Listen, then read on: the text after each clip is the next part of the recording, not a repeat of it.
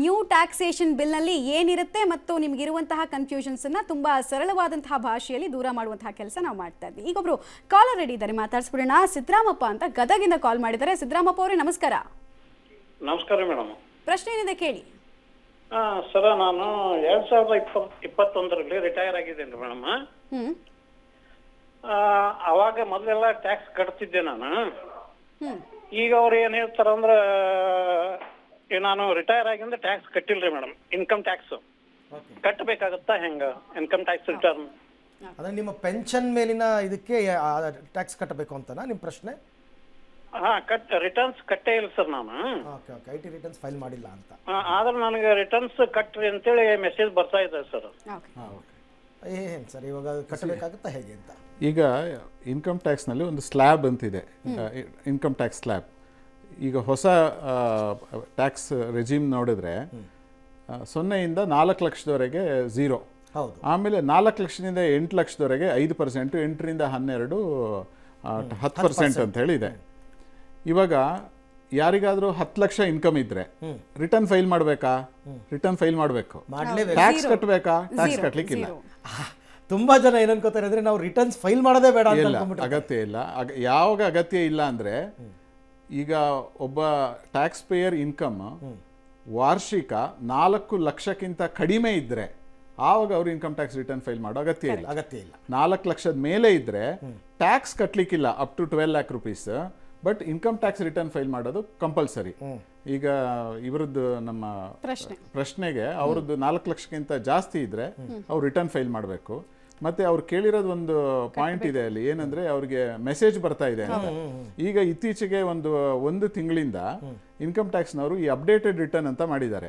ಅದಕ್ಕೋಸ್ಕರ 2021-22 ಇಸ್ವಿಯಿಂದ ಮೆಸೇಜ್ ಬರುತ್ತೆ, ನಿಮ್ಮ ಮೊಬೈಲ್ಗೂ ಬಂದಿರುತ್ತೆ, ನೀವು ಅವಾಗ ರಿಟರ್ನ್ ಫೈಲ್ ಮಾಡಿಲ್ಲ ಅಂದ್ರೆ ಮಾಡಿ ಅಥವಾ ಅಪ್ಡೇಟ್ ಮಾಡಿ ಅಂತ.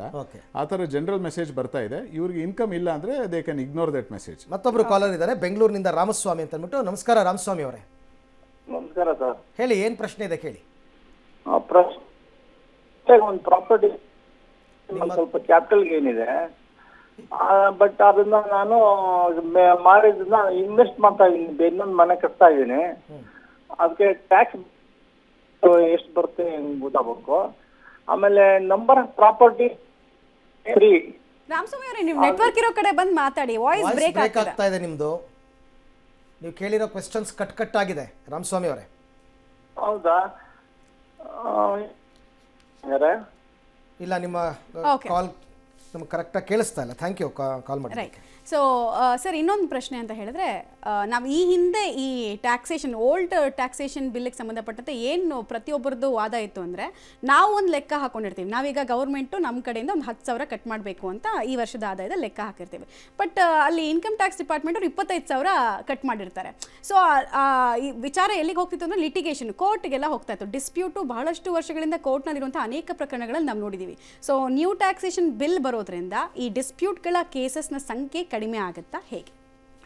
ಸೊ ಈಗ ನಮ್ಮ ಫೈನಾನ್ಸ್ ಮಿನಿಸ್ಟ್ರಿ ಬಿಲ್ಲನ್ನು ಪ್ರೆಸೆಂಟ್ ಮಾಡುವಾಗ ಇದೊಂದು ಉದ್ದೇಶ ಹೇಳಿದ್ರು ಅವರು. ಒಂದು ಸರಳೀಕರಿಸೋದು ಮಾತ್ರ ಅಲ್ಲ, ಇದರಿಂದ ಆಗುವಂಥ ವ್ಯಾಜ್ಯಗಳನ್ನು ಕಡಿಮೆ ಮಾಡುವಂಥ ಉದ್ದೇಶ ಅಂತ ಹೇಳಿ. ಇವಾಗ ಆಲ್ ಇಂಡಿಯಾ ಲೆವೆಲಲ್ಲಿ ನೀವು ತಗೊಂಡ್ರೆ ಇನ್ಕಮ್ ಟ್ಯಾಕ್ಸಲ್ಲಿ 4 ಸ್ತರಗಳಲ್ಲಿ ವ್ಯಾಜ್ಯಗಳನ್ನು ಇತ್ಯರ್ಥಗೊಳಿಸ್ತಾರೆ, ವಿಲೇವಾರಿ ಮಾಡ್ತಾರೆ. ಒಂದು CIT ಅಪೀಲ್ಸ್ ಅಂತ. ಫಸ್ಟ್ ಅಸೆಸಿಂಗ್ ಆಫೀಸರ್ ಆರ್ಡರ್ನ ನಿಮ್ಮ ವಿರುದ್ಧವಾಗಿ ಪಾಸ್ ಮಾಡಿದ್ರೆ ನೀವು CIT ಅಪೀಲ್ಸ್ ಅಂತ ಲೆವೆಲ್ 1ಗೆ ಹೋಗ್ಬೋದು. ಅದ್ರ ನಂತರ ಅಲ್ಲಿಯೂ ನಿಮಗೆ ನ್ಯಾಯ ಸಿಗದೆ ಹೋದ್ರೆ ITAT ಟ್ರಿಬ್ಯುನಲ್ ಅಂತಿದೆ, ಅದ್ರ ಮೇಲೆ ಹೈಕೋರ್ಟ್, ಸುಪ್ರೀಂ ಕೋರ್ಟ್. ಇವಾಗ ಆಸ್ ಆಫ್ ನೌ ನೋಡಿದ್ರೆ ಲೇಟೆಸ್ಟ್ ಸಿಕ್ಕಿದ ಮಾಹಿತಿ ಪ್ರಕಾರ ಒಂದು 5.5 ಲಕ್ಷ ಕೇಸ್ಗಳು ಪೆಂಡಿಂಗ್ ಇದೆ. ಸೊ ಇದನ್ನ ಇತ್ಯರ್ಥ ಮಾಡಬೇಕಂತ ಸರ್ಕಾರಕ್ಕೂ ಬಹಳ ಆಸಕ್ತಿ ಇರುವ ಕಾರಣ ಸಾಕಷ್ಟು ಸ್ಕೀಮ್ಗಳನ್ನು ತರಿಸುತ್ತೆ. ಈಗ ಸದ್ಯಕ್ಕೆ ಒಂದು ವಿವಾದ್ ಸೆ ವಿಶ್ವಾಸ್ ಸ್ಕೀಮ್ ಅಂತ ಹೇಳಿ ಒಂದು ಸ್ಕೀಮ್ ಚಾಲ್ತಿಯಲ್ಲಿದೆ. ಈ ಹೊಸ ಆ್ಯಕ್ಟಲ್ಲಿ ಏನಾಗುತ್ತೆ ಅಂತ ಹೇಳಿದರೆ, ಈ ವ್ಯಾಜ್ಯಗಳು ಯಾಕೆ ಹುಟ್ಟುಕೊಳ್ಳುತ್ತೆ ಅಂದರೆ ಬೇರೆ ಬೇರೆ ಕಾರಣಗಳಿರುತ್ತೆ. ಒಂದು ಕಾರಣ ಏನು ಅಂದರೆ, ಇದು ಪುಲ್ ಪುಷ್ ಮಾಡೆಲ್ ಥರ. ಸರ್ಕಾರ ಏನು ಮಾಡುತ್ತೆ, ಗಿವನ್ ಸೆಂಟೆನ್ಸ್ ಯಾವ ಪ್ರಾವಿಷನ್ ಇದೆ ಅದನ್ನು ಸರ್ಕಾರಕ್ಕೆ ಆದಾಯ ಜಾಸ್ತಿ ಮಾಡುವ ದೃಷ್ಟಿಕೋನದಿಂದ ಅದನ್ನು ಓದುತ್ತೆ. ಆದ್ರೆ ಟ್ಯಾಕ್ಸ್ ಕಟ್ಟೋರು ಏನ್ ಮಾಡ್ತಾರೆ ಅಂದ್ರೆ ಅದೇ ಸೆಂಟೆನ್ಸ್ ನ ಟ್ಯಾಕ್ಸ್ ಮಿನಿಮೈ ಮಾಡ್ಕೊಳ್ಳೋದು ಹೇಗೆ ಅನ್ನುವ ಮನಸ್ಥಿತಿಯಿಂದ ಅದನ್ನ ಓದ್ತಾರೆ. it is push-pull. Push model, ಅವರು ಜಾಸ್ತಿ ಬೇಕು ಅಂತ ನಾನು ಕಡಿಮೆ ಕಟ್ತೀನಿ ಅಂತಾರೆ. ಸೊ ಅದು ಯಾವಾಗ ಪ್ರಾಬ್ಲಮ್ ಆಗುತ್ತೆ ಅಂತ ಹೇಳಿದ್ರೆ provisions are return in a complex way. ಇವಾಗ ಇಲ್ಲಿ ಅದು ನಿಮಗೆ ಹೇಳಕ್ಕಷ್ಟು ಸಮಯ ಇಲ್ಲ, ಬಟ್ ಒಂದೊಂದು ಸೆಂಟೆನ್ಸ್ಗಳು 7-8 ಲೈನ್ ಇರ್ತದೆ. ಲಾಸ್ಟ್ ಲೈನಿಗೆ ಬರಾಗ ಫಸ್ಟ್ ಅಲ್ಲಿ ಏನ್ ಓದಿದೀವಿ ಅಂತ ಮರ್ತೋಗುತ್ತೆ, ಅಷ್ಟು ಕಾಂಪ್ಲೆಕ್ಸ್ ಆಗಿರುತ್ತೆ ಅದು. ಸೊ ಅದಕ್ಕೆ ಸರ್ಕಾರ ಏನ್ ಮಾಡಿದೆ, ಸಿಂಪ್ಲಿಫೈ ಮಾಡಿದೆ.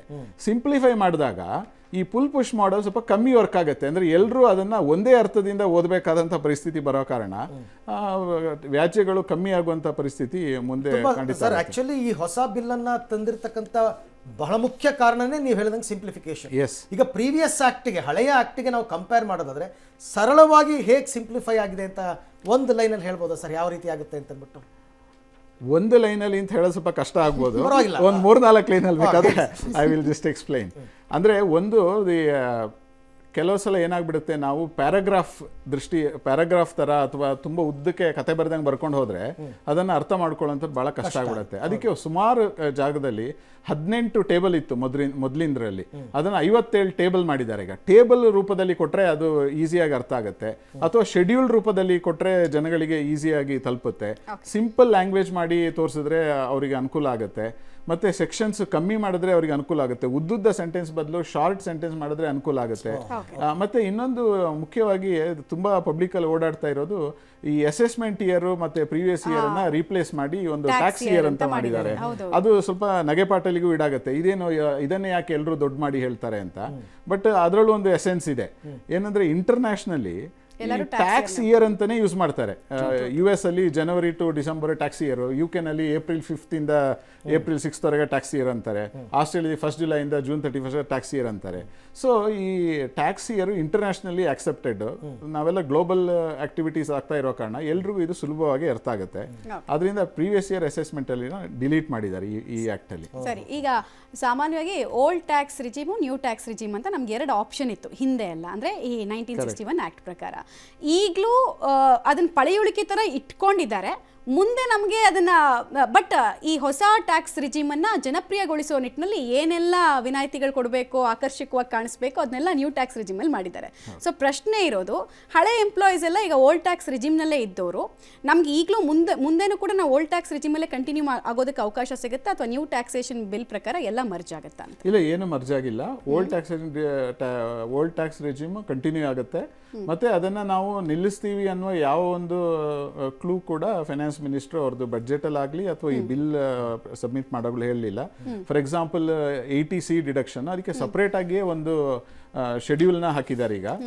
ಈಗ ಅದರದ್ದು ಸ್ಕೀಮ್ ಆಫ್ ಥಿಂಗ್ಸ್ ಹೊಸ ಆಕ್ಟ್ ನ ನೋಡಿದ್ರೆ ಅದನ್ನೇನು ಸದ್ಯಕ್ಕೆ ನಿಲ್ಲಿಸುವಂತ ಒಂದು ಮನಸ್ಥಿತಿ ಸರ್ಕಾರದ ಎದುರು ಇಲ್ಲ ಅಂತ ನನಗೆ ಅನ್ನಿಸ್ತಾ ಇದೆ. ಈ ಬಿಲ್ ನಾ ಹೇಳ್ದಂಗೆ ತುಂಬಾ ಸಿಂಪ್ಲಿಫಿಕೇಶನ್ ಅಂತ ಒಂದು ಹೇಳಿದ್ರಲ್ಲ ಸರ್, ಇವಾಗ ಆಕ್ಟ್ ಮಾತ್ರ ಸಿಂಪ್ಲಿಫಿಕೇಶನ್ ಆಗಿದೆ ಅಂತನಾ, ಅಥವಾ ಈಗ income tax IT returns file ಮಾಡಬೇಕಾದ್ರೆ ದೊಡ್ಡ ದೊಡ್ಡ ಉದ್ದಿಮೆದಾರರಿಗೆ ಅಥವಾ ಬೇರೆ ಬೇರೆ ಸೆಕ್ಟರ್ನಲ್ಲಿ ಇರ್ತಕ್ಕಂಥವ್ರಿಗೆ, ಇಂಡಿವಿಜುವಲ್ಸ್ಗೆ ಇನ್ನೇನಾದರೂ ಇನ್ನೂ ಸರಳೀಕರಣವಾಗಿ IT ರಿಟರ್ನ್ಸ್ ಫೈಲ್ ಮಾಡೋದಕ್ಕೆ ಅವಕಾಶ ಕಲ್ಪಿಸ್ಕೊಟ್ಟಿದ್ದಾರೆ ಅಂತ? ಈಗ ಇನ್ಕಮ್ ಟ್ಯಾಕ್ಸ್ನಲ್ಲಿ 2 ವಿಚಾರ ಬರುತ್ತೆ. ಒಂದು ಇನ್ಕಮ್ ಟ್ಯಾಕ್ಸ್ ಆಕ್ಟ್, ಅದು ಮದರ್ ಆಕ್ಟ್. ಅದನ್ನ ಯಾವ ರೀತಿ ಇಂಪ್ಲಿಮೆಂಟ್ ಮಾಡಬೇಕು ಅಂತ ಹೇಳೋದಕ್ಕೆ ರೂಲ್ಸ್ ಅಂತ ಬರೀತಾರೆ. ಅದನ್ನ ದಿ ಅಪೆಕ್ಸ್ ಏಜೆನ್ಸಿ CBDT ಅಂತ, central board of direct taxes ಅಂತ, ಆ CBDT ರೂಲ್ಸ್ ಅನ್ನ ಫ್ರೇಮ್ ಮಾಡುತ್ತೆ. ಈಗ ನಮ್ಮ ಹತ್ರ ಇರುವ ಬಿಲ್ಲು ಪಾರ್ಲಿಮೆಂಟ್ ಅಲ್ಲಿ ಅಪ್ರೂವ್ ಆದ್ಮೇಲೆ CBDT ಅವರು ರೂಲ್ಸ್ ಮಾಡ್ತಾರೆ. ಈಗ ಇರುವ ರೂಲ್ಸ್ ಪ್ರಕಾರ ITR ಆದಷ್ಟು ಸರಳೀಕರಣ ಮಾಡಿದ್ದಾರೆ. ಮತ್ತೆ ಪ್ರೀ ಫಿಲ್ಲಿಂಗ್ ಅಂತ ಮಾಡಿದ್ದಾರೆ. ಒಂದಷ್ಟು ನಾವು ಡೇಟಾವನ್ನ ಬೇರೆ ಬೇರೆ ಕಡೆಯಿಂದ ಕಲೆ ಹಾಕಿ ಅದು ಆಟೋಮೆಟಿಕ್ ಆಗಿ ಫಿಲ್ ಆಗಿ ಬರ್ತದೆ. ಸೊ ಮುಂದೆ ರೂಲ್ಸ್ ಫ್ರೇಮ್ ಮಾಡಿದಾಗ ಇದ್ರ ಬೇಸಿಸ್ ಅಲ್ಲೇ ಹೋಗೋದಾದ್ರೆ ರೂಲ್ಸ್ ಅಲ್ಲೂ ಸ್ವಲ್ಪ ಸರಳೀಕರಣ ಆಗ್ಬೋದು ಅಂತ ಅನಿಸ್ತದೆ. ಆಸ್ ಆಫ್ ನೌ ಅದ್ರ ಬಗ್ಗೆ ಯಾವ ಮಾಹಿತಿ ಇಲ್ಲ. ಸರಿ ಸರಿ, ಒಬ್ರು ಕಾಲರ್ ಇದ್ದಾರೆ, ಮಾತಾಡ್ಸ್ಬೇಡ. ತಾರಮ್ಮ ಅಂತ ಕೊಪ್ಪಳದಿಂದ ಕಾಲ್ ಮಾಡಿದ್ದಾರೆ. ತಾರಮ್ಮ ಅವರೇ ನಮಸ್ಕಾರ. ತಾರಮ್ಮ ಅವರೇ, ಧ್ವನಿ ಕೇಳಿಸ್ತಾ ಇದೆಯಾ? ನೀವು ಟಿವಿ ನೋಡ್ಕೊಂಡು ಮಾತಾಡ್ಬೇಡಿ, ಮ್ಯೂಟ್ ಮಾಡಿ, ಟಿವಿ ಮ್ಯೂಟ್ ಮಾಡಿ ಮಾತಾಡಿ. ಟಿವಿ ಆಫ್ ಮಾಡಿದ್ದೇವೆ ಮೇಡಮ್. ಈಗ ಹೇಳಿ, ಏನ್ ಪ್ರಶ್ನೆ ಇದೆ ಕೇಳಿ. ನಂದು ನಮಸ್ಕಾರ, ರೈತ ಮಹಿಳೆ ಸರ್. ನಾನು 55 ಲಕ್ಷಕ್ಕೆ ನಮ್ದು ಜಮೀನ್ ಮಾರಾಟ ಮಾಡಿದ್ದೇನೆ, ಬ್ಯಾಂಕ್ ಅಲ್ಲಿ ಇಟ್ಟಿದ್ದೇನೆ. ಅದಕ್ಕೆ ಟ್ಯಾಕ್ಸ್ ಬೀಳ್ತದೆಯಾ? ಓಕೆ, ಹಲೋ ಗೊತ್ತಾಯ್ತು ನಿಮ್ಮ ಪ್ರಶ್ನೆ ಗೊತ್ತಾಯ್ತು. ಈಗ ಎರಡು ವಿಚಾರ ಇದೆ. ಒಂದು ರೂರಲ್ ಅಗ್ರಿಕಲ್ಚರಲ್ ಲ್ಯಾಂಡ್, ಇನ್ನೊಂದು ಅರ್ಬನ್ ಅಗ್ರಿಕಲ್ಚರಲ್ ಲ್ಯಾಂಡ್ ಅಂತ.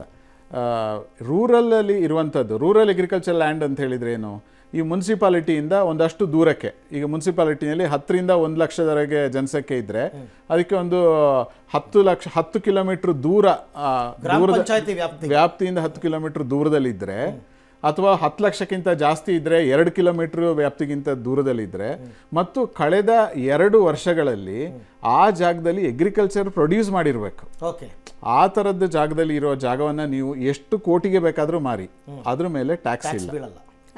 ಓಕೆ, ಸೊ ಇವರು ಕೇಳ್ತಾ ಇರೋ ಪ್ರಶ್ನೆ 55 ಲಕ್ಷ ಅವರು ಹಳ್ಳಿ ಅಂತ ಆದರೆ ಈ ಪರಿಮಿತಿ ಒಳಗೆ ಬರದೇ ಇದ್ರೆ ಖಂಡಿತ ಅದಕ್ಕೆ ಯಾವ ಟ್ಯಾಕ್ಸ್ ಇಲ್ಲ, ಅವ್ರು ಬ್ಯಾಂಕಲ್ಲಿ ಇಡ್ಬೋದು ಅಥವಾ ಹೇಗೆ ಬೇಕಾದ್ರೆ ಒಳಗೆ ಬಂದ್ರೆ ಕಟ್ಟಬೇಕಾಗುತ್ತೆ ಸರ್. ಆವಾಗ ಅದನ್ನ ಅರ್ಬನ್ ಅಗ್ರಿಕಲ್ಚರ್ ಲ್ಯಾಂಡ್ ಅಂತ ಆಗುತ್ತೆ. ಆವಾಗ ಅದಕ್ಕೆ ಬೇರೆ ರೆಸಿಡೆನ್ಷಿಯಲ್ ಪ್ರಾಪರ್ಟಿಗೆ ಏನು ರೂಲ್ಸ್ ಅಪ್ಲಿಕೇಬಲ್ ಸೇಮ್ ರೂಲ್ಸ್ ಅದಕ್ಕೂ ಅಪ್ಲಿಕೇಬಲ್ ಆಗುತ್ತೆ. ಓಕೆ,